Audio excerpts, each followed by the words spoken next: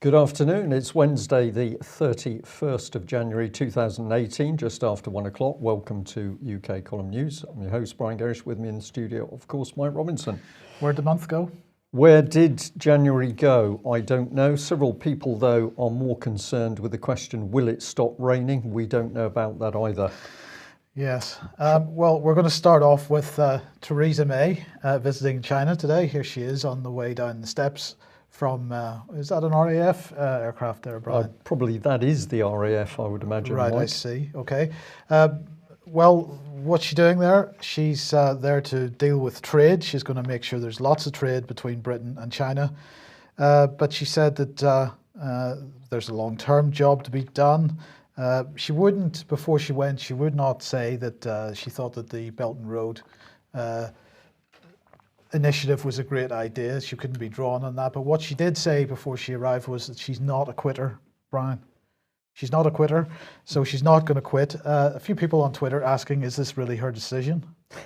Well, no, the fact she's saying she's not a quitter tells me she's going, and probably the reason she's going is that that was what was decided by the great and the good at Davos. Well, quite possibly. World Economic Forum, sorry, I should say. Quite possibly. But anyway, she said that first and foremost, she's serving her country and her party. That's probably an appropriate thing, visiting China. But anyway, she's going to build on the golden era in UK-Chinese relations by saying that she doesn't necessarily think the Belt and Road is a good thing. And she's also going to raise human rights and the issue of Hong Kong. We don't have to worry though, because, well, you know, we like to use this phrase special relationship with the United States. We've got the golden era between the UK and China.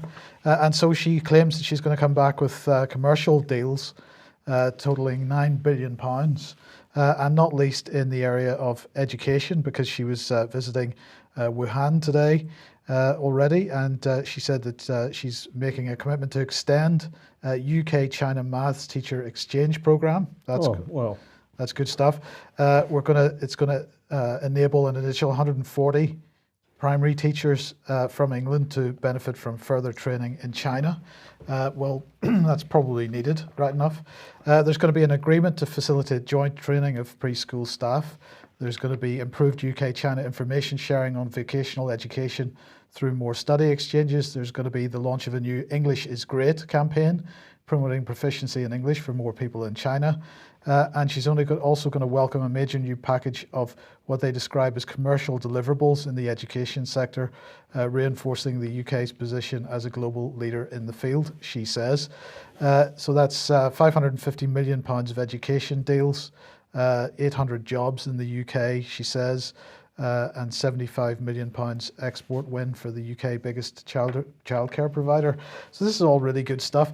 But in the meantime, she's complaining about the glut of Chinese steel on the markets.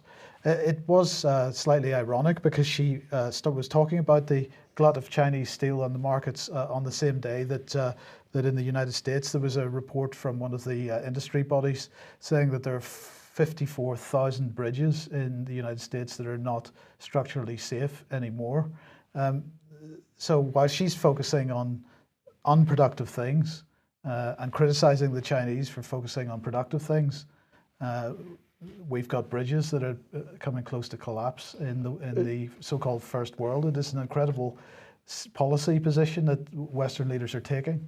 It's incredible, Mike, but she's gone to China. The big issue is, what did you say? English is Great campaign. We've got some sort of exchange with schools. Britain is a global leader in education of shelf stackers. I think that's the correct addition to that little phrase. So whilst she's off hobnobbing in China, what's happening at home? Well, the truth is now out. There's no doubt about it. Mirror, one of the papers breaking this story, the Tories are back to report recommending a huge sell-off in NHS property. This is the Naylor report, which has recommended selling around 2 billion of so-called surplus land owned by health services to build 26,000 homes. last year the Conservatives suggested they might back it, but of course their intention was to do it, and they now have. So the government welcomes the review and its recommendations, which we will implement in conjunction with national partners and the NHS. So the national partners, of course, Mike, that's big business, that's big land companies, big profits, and the article points out, of course, this has just come after the Ministry of Defence announcement that you covered yesterday, losing 4.2 billion on property sell-off. So quite incredible report by Sir Robert Naylor, former boss of the NHS Trust that runs University College London Hospital.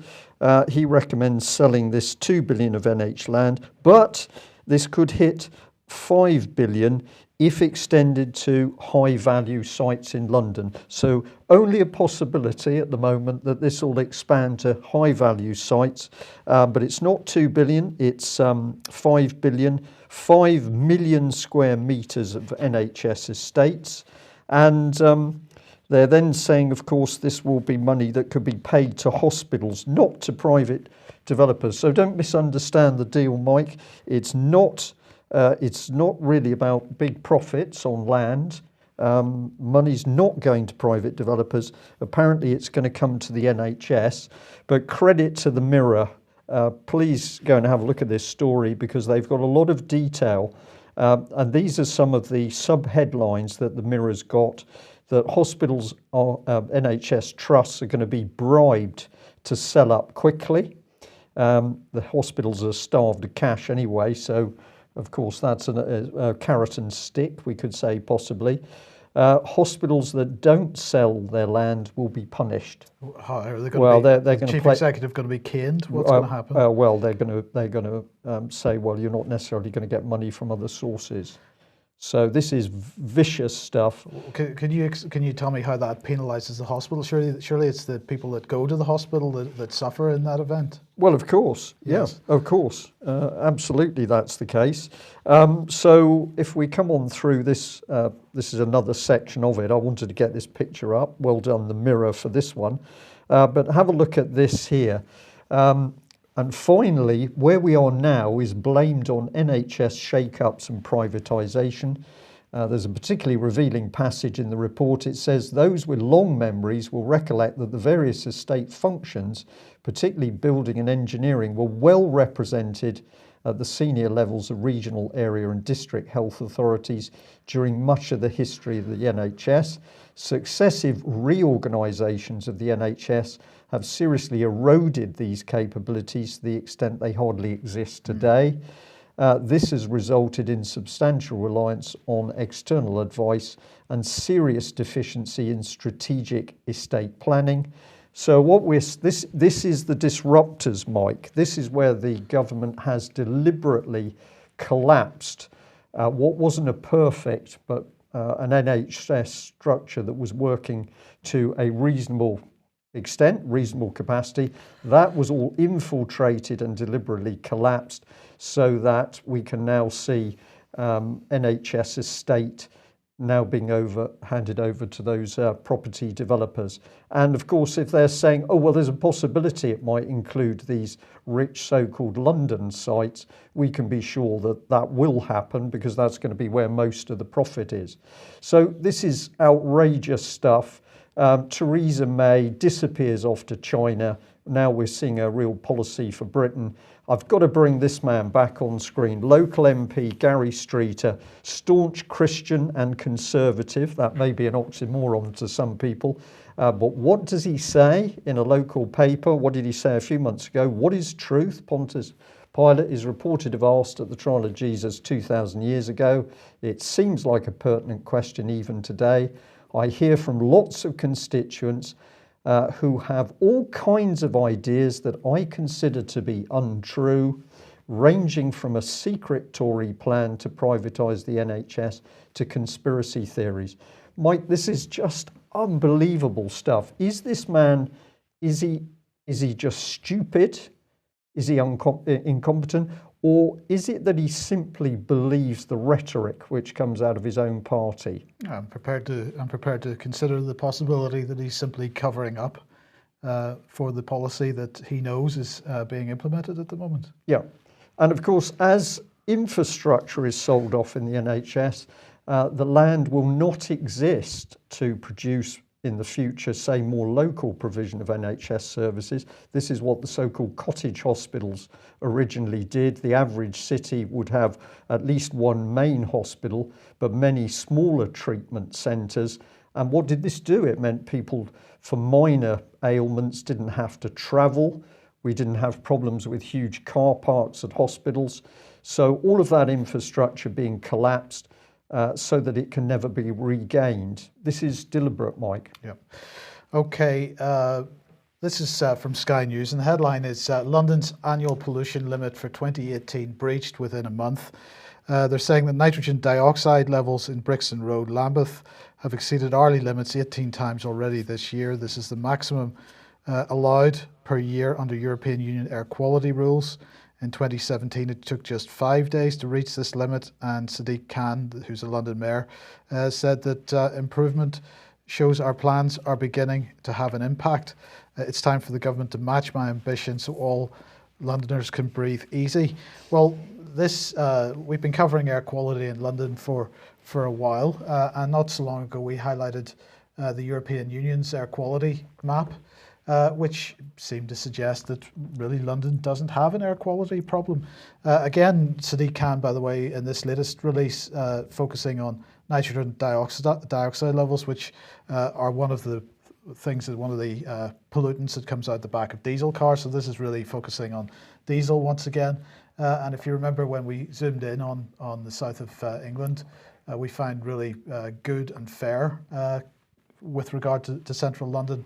If you go and look at this map on the European Union air quality website, you can zoom further on in to London and see that really the situation doesn't change very much. So I was pleased that the last time we had spoken about this, somebody followed up on it and wrote to the Mayor of London and got this response. So thank you very much for the person who did that. The Mayor of London, through his representative, said, "Dear Sue, thank you very much for your email regarding the state of the air quality in London. I've been asked to respond as I work in the air quality team at City Hall. I'm afraid that it's not possible to make a direct comparison between the European Air Quality Index published by the European Environmental Agency and the air quality measurements published by the GLA. The air quality measurements in London available to the public are more specific than the European Air Quality Index, as they are for individual pollutants and not combined." So she goes on to say that the European Environment Agency, their index is based on 5 pollutants which are combined to create an air quality index, and those include particulate matter, PM2.5 and PM10, ground level ozone, nitrogen dioxide and sulfur dioxide. And so she's saying that they cannot be directly compared because the index from the European Environment Agency is a combination of all those figures. I'm afraid I find that a bit... Well, I'm wondering whether I'm missing something here, because she doesn't appear to say what the two standpoints are. She says that they can't compare them, but then she only gives the European version. Well, this is exactly my point. So she's not actually answering the question, no. It seems. She's merely obfuscating the situation. So we've got a city of, what is it now, nearly 9 million people covering a huge area, but apparently the European figures can't really cope with pollution in London. No, the difficulty for Sadiq Khan is that the European figures don't seem to back up his statements about air quality in London. That is the difficulty. And of course, the other difficulty he has is that he's focusing on diesel cars. Of course, the biggest diesel generators in London are black cabs and buses.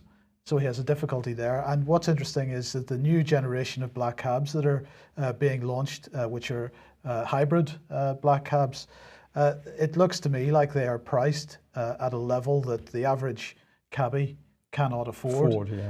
So I'm not quite clear where Sadiq Khan's policy is coming from here. To me, it seems like he is merely targeting private ownership of diesel cars, because this happens to be a globalized policy. But he's not following through on that with regard to his own policy regarding black cabs and buses. So So still some work to be done on this one, I think. Yeah. Okay. Right, fake news. Theresa May's fake news announcement has itself been branded fake news. This is quite amusing, I thought. We mentioned the fact that Theresa May had launched her fake news unit within the Cabinet Office a few days ago. They announced that they would be creating a team to keep an eye on social media and to deal with so-called disinformation. But Tom Watson, MP, then has been asking questions of the Cabinet Office Minister, David Lidington, in the House. And it seems that David Lidington doesn't really have any specific answers about what this team is, what it's going to do, what its purpose is. And so Tom Watson asked a series of parliamentary questions, but there was no explanation about even where it would be based. And so Tom Watson saying today, basically, this is fake news about fake news. Mike, what I'm not sure about is whether the Conservatives still have a Minister for Transparency. Formerly, that was Francis Maude, probably best known for his opaqueness as an MP, but he was Minister for Transparency. Perhaps one of our listeners could actually find out whether we've got an MP for Transparency, and we could use the MP for Transparency to ask some questions about fake news in the Conservative Party. Yes, and following up from that then, fantastic article in The Guardian here from Natalie, I'm not really sure how to pronounce her second name. So Nugaridi, I'm going to guess on that. Try. In the age of propaganda, we must defend ourselves, and here's how. She says, distortion has become the new normal in Russia. Of course, we get straight on to Russia. But technology leaves us all at risk if we cannot recognize lies. So she's going to tell us how to recognize lies. She says, rarely a day goes by without reference to propaganda. The outgoing German ambassador to the UK regrets there is so much propaganda in the media at the time of the 2016 Brexit referendum. Turkish authorities have this week put 300 more people in jail for propaganda. Reuters recently reported that Twitter may notify users exposed to Russian propaganda during the 2016 US election. And in fact, they did that, and we were talking about that on the Sunday Wire with Patrick Henningsen on Sunday. But how to define it, she says, and then the article focuses mainly on Russia. But she says perhaps there are lessons for those of us in Europe and in the US who worry about Russian meddling and other disinformation. Perhaps there are antidotes to propaganda that go beyond the necessary effort for checking what your sources of news are and making sure they're reliable. Citizens who live in an authoritarian, disinformation-filled environment deal daily with the reality of propaganda in ways we can't fully experience because we live outside it. Well, I would dispute that, absolutely. I don't believe we live outside that situation at all. But here was the quote, which further down the article, which seemed a bit inconsistent because she was quoting Oxford academics who made the observation, every authoritarian regime has social media campaigns targeting their own populations, while only a few of them target foreign publics.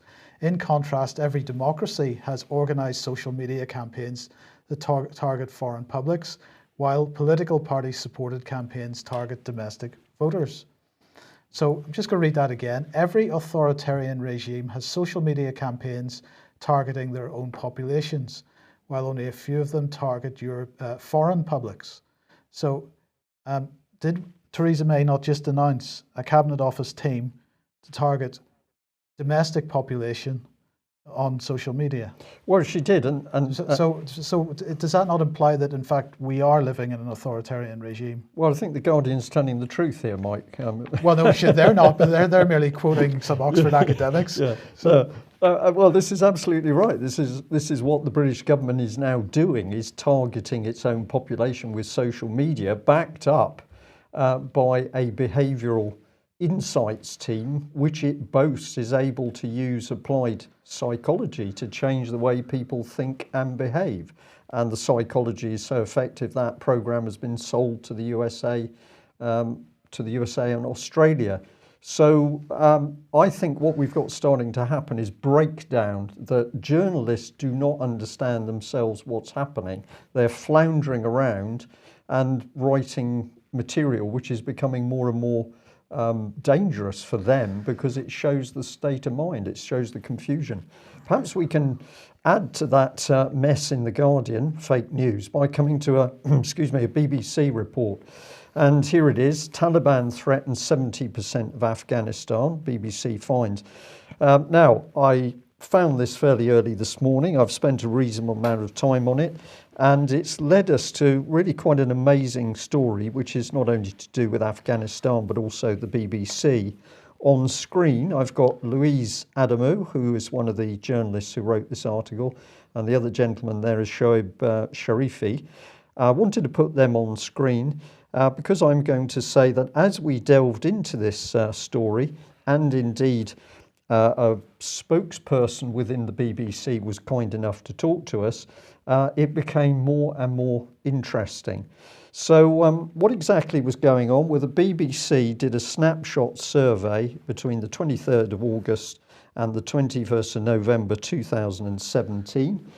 They spoke to 1,200 individual local sources in every one of the country's 399 districts to build up a comprehensive picture of all militant attacks over that period.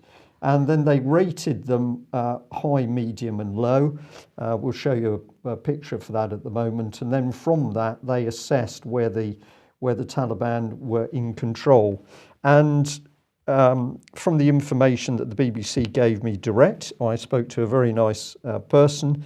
They said, well, of course, we wanted to make sure that we were dealing with attacks that indicated there was a presence on the ground. It wasn't one isolated bomb, but we're also talking to people who came back from areas, were in areas, and we're asking them whether Taliban were present.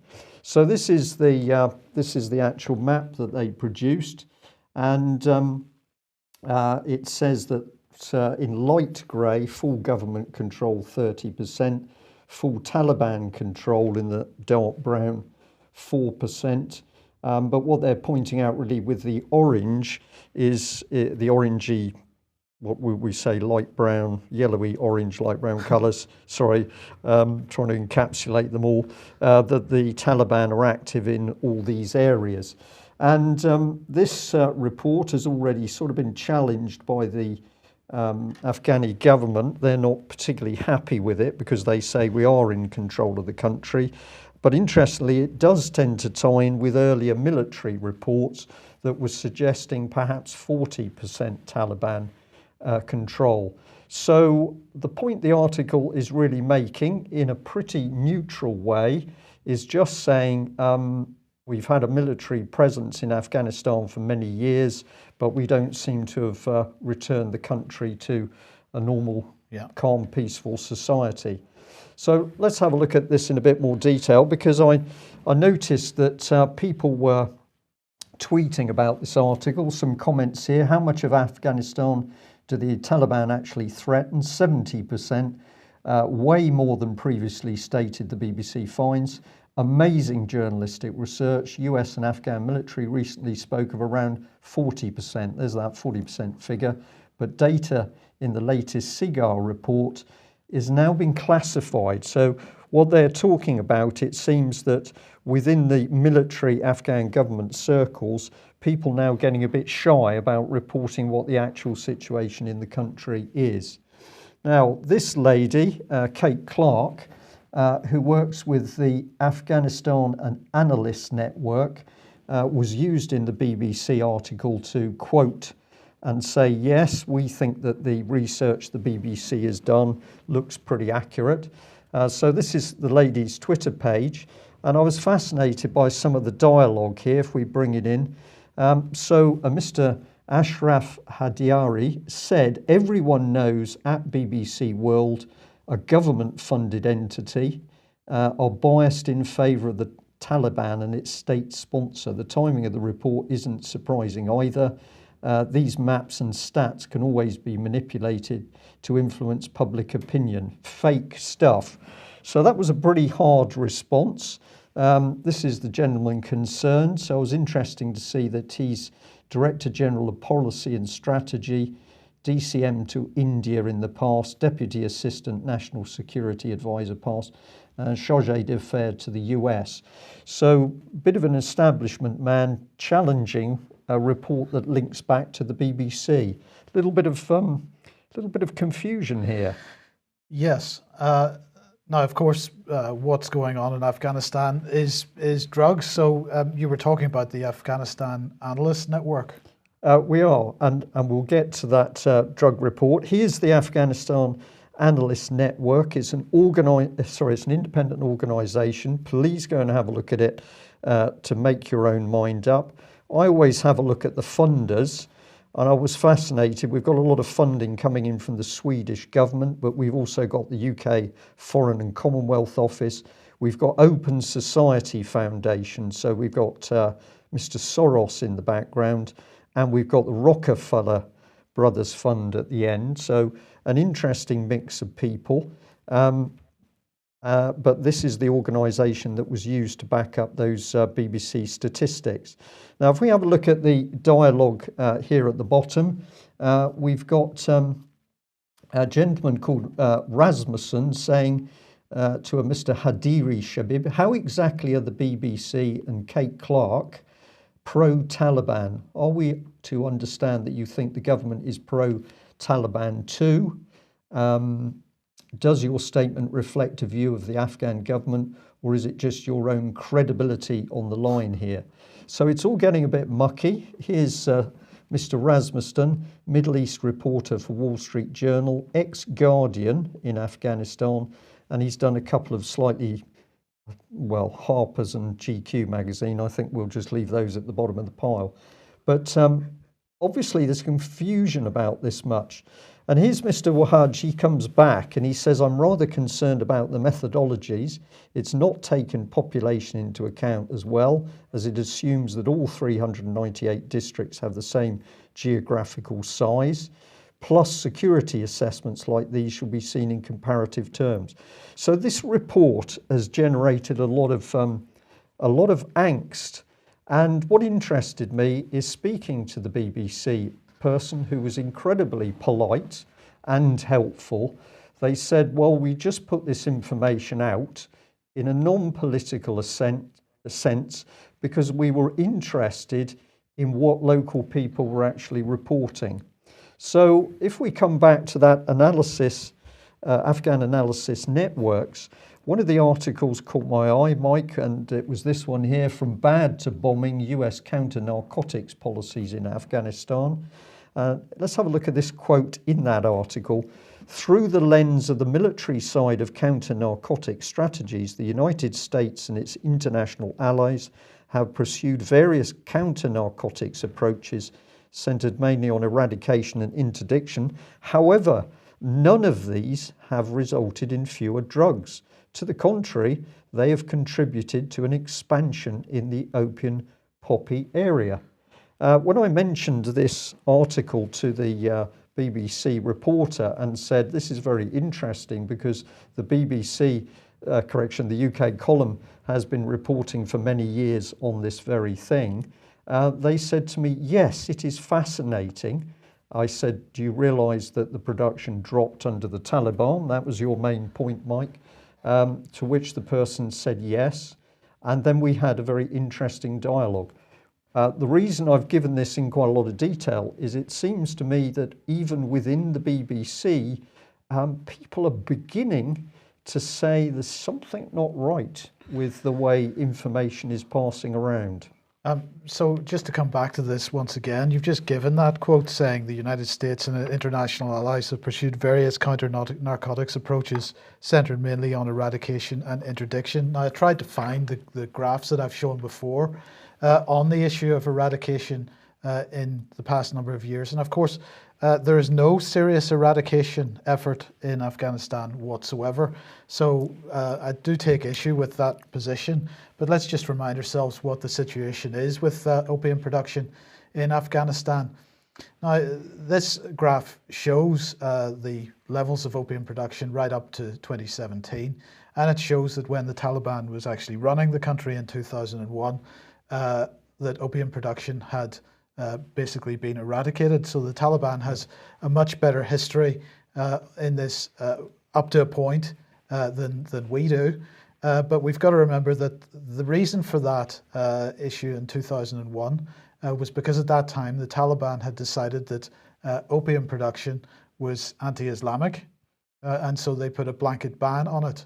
However, in more recent years, of course, the Taliban has been, as the BBC has reported, resurgent, and they have been using opium poppy-derived money to fund its activities. Of course, other organisations in the past, we noted the passing of Robert Parry the other day, and also, of course, Robert Parry's support for Gary Webb, who exposed the fact that drugs money was being used to fund the Iran-Contra arms deals and so on. It's the same situation here. We've now got the Taliban. This map, actually, I can't remember the source of this. I do apologise for that. But we showed this map in December last year, and it's quite close to the BBC's map. Actually, the pink areas there are Taliban areas where there's major Taliban activity, and the green dots on the map showing the major areas of opium production. And again, I'll come back to the point that the major province in Afghanistan for opium production is Helmand. And of course, Helmand is the area that had been traditionally looked after by British troops and British foreign policy. So the situation is that 2001 opium production taken to almost nothing by the Taliban, because at that time they had decided it was anti-Islamic. They changed their minds on that when it suited them, because they've used it to fund their insurgency since. And we've seen the rise, but we've also seen the rise in opium production and the continuing falls year on year in opium eradication. So any suggestion that Britain and US are doing anything to eradicate opium in Afghanistan is nonsense. And we'll just remind everybody once again, of course, the Oxford Mail and others pointing out that the opium production in Afghanistan is not being used for any genuine purpose. Is being used to produce heroin and derivatives, and that is why in Britain we have our own poppy fields to produce opiates for use in the NHS, because we cannot source enough opiates elsewhere. Yeah. So it's this whole issue, Brian, hugely important, hugely interesting, and hugely central to British foreign policy, I believe. Absolutely. We come back to the rise of the Taliban, so funded, recruited, trained, funded, armed principally through the US, and then later, of course, accusations that British arms and munitions was finding its way through to them as well. When they're in control, poppy production absolutely dives. Well, we don't want that. So we've had the military in. Poppy production has increased. Where does the money go from that, from those drugs? It appears it's funding further insurgency and arms in other parts of the Middle East. This is very mucky territory. And I just want to stress the point that in the conversation with the BBC this morning, I felt for the first time there was an interest and an openness from that particular reporter to understand more. I've never encountered that before. So we should never write off any organisation or attempt to brand all people in any organisation as being on the wrong side. Many of them don't know, many of them haven't got access to the information. And if we can help them have that information, then perhaps we can start to get some more truthful reporting, possibly, from some of these bigger organisations. Now, of course, the money that's coming from opium production in Afghanistan helping the Taliban in Afghanistan, but of course that opium leaves the country and ends up on international markets, and that's helping prop up the financial system. But I just thought this was a hugely interesting article. The Fed will ignite the financial crisis. This is a journalist called Lance Roberts writing for Real Investment Advice. The Fed will ignite the next financial crisis. The article's got lots of graphs. It shows where the United States in particular is at. He says that there is a yield chase underway, which is associated with a massive surge in debt in the United States. And since the last financial crisis, 2007, 2008, because of the impact of policies of ultra-low interest rates. He says, as shown prior to the deregulation of the financial industry under Ronald Reagan, which led to an explosive consumer credit issuance, it required $1.25 of total system-wide debt to create $1 of economic growth. Today, it requires $3.83 to create the same $1 of economic growth, and he has that in emphasis. He says this shouldn't be surprising, given that debt detracts from economic growth at the required debts, as the required debt service diverts income from savings and productive investments, leading to a diminishing rate of return for each new dollar of debt. So he is putting this at the feet of the Federal Reserve System, and that their policies are going to ignite the next financial crisis. We don't believe that's too far down the road at this point. Nobody can ever say exactly when it's going to happen, but the signs are there. And perhaps we're seeing some of the signs with yet another major British company in distress. Capita has announced that it's issued another profits warning, first of all. It's issued plans to raise a further £700 million by issuing new shares. So it's going to dilute the shares that have been issued at the moment. And it's said that it's going to stop paying out a dividend.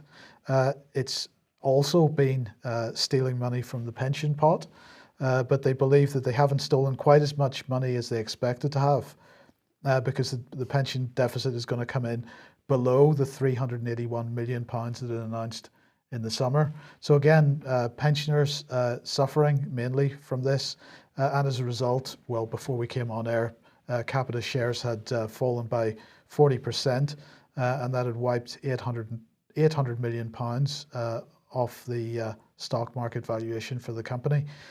Many people asking, is Capita going to become another Carillion? I'll just remind everybody the point about zombie companies, because one of the major problems with Capita is that it's servicing high levels of debt, and alongside this large pension deficit. And if you remember, the definition of a zombie company is a company which has an annual income, which is less than it needs to service that debt. Now, is Capita at that point yet? I don't think it's quite there yet, but clearly in distress. And as many people have been asking, including some people on the UK column forums, is it going to follow Carillion down the plug hole? It's quite possible. And am I right in thinking that Mr. May, following his wife down the steps of the aircraft, they had shares in, or has shares? I believe his company is an investor in Capita, and I also believe BlackRock, which is George Osborne's friendly company, also has shares in Capita. Yeah, excellent.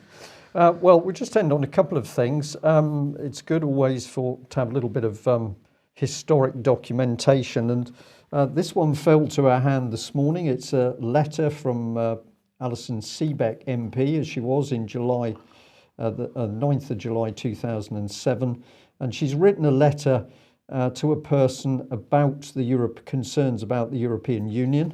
Let's read it out. Thank you for your letter regarding legislation from the European Union.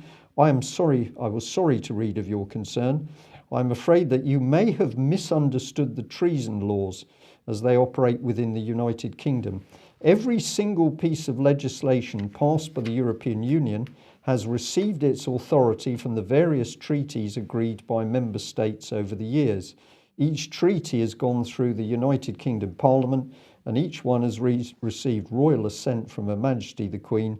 Therefore, as all such legislation has received royal assent, they cannot possibly be regarded as treason.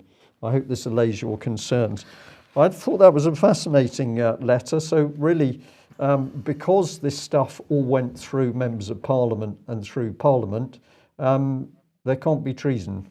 No. Okay. We think there can be treason, and we're very hopeful that in due course people are going to be tried for that treason, but we'll see how we progress on that. And lastly, I'm just going to pop this lady on screen. We had a very strange phone call yesterday where somebody called us and then left our own number as a number to call them back on. But we did track it down eventually, and the call had come from the office of Anne-Marie Trevelyan. Now, apparently this MP's got a little bit agitated because she's got some of her constituents asking questions about child abuse whistleblower Melanie Shaw, who, of course, the Conservative government is brutalising. I think we're into the 19th or 20th month, mainly of solitary confinement for 23 and a half hours a day.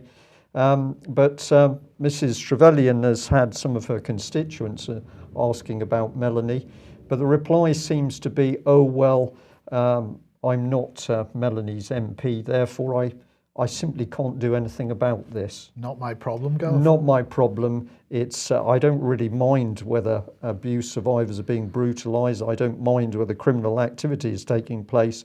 It's in somebody else's constituency, so it's not my problem.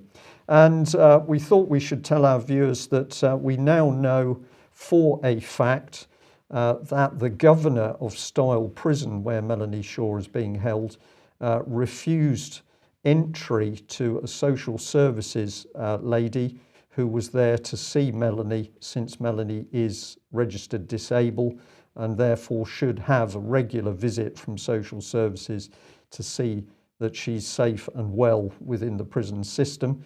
But even though it was bitterly cold and raining, that social services lady was made to wait outside in the cold and rain for approximately 45 minutes until the governor of Style herself came to tell her, you will not be entering my prison. So isn't it remarkable? Treason May on the plane to China, country with appalling human rights records, particularly in prisons, the stealing and selling of body parts. But back home, she's got the same system running, complete with a fake news outfit. Yes. There we are, the news for today. Thank you very much for joining us.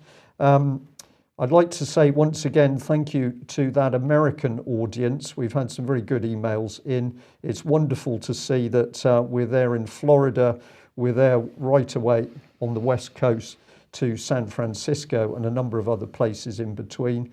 But as I said, if you can give us articles or point us at reports which indicate that similar policy is occurring in the US of A as to what's coming in UK, we'd like to see that.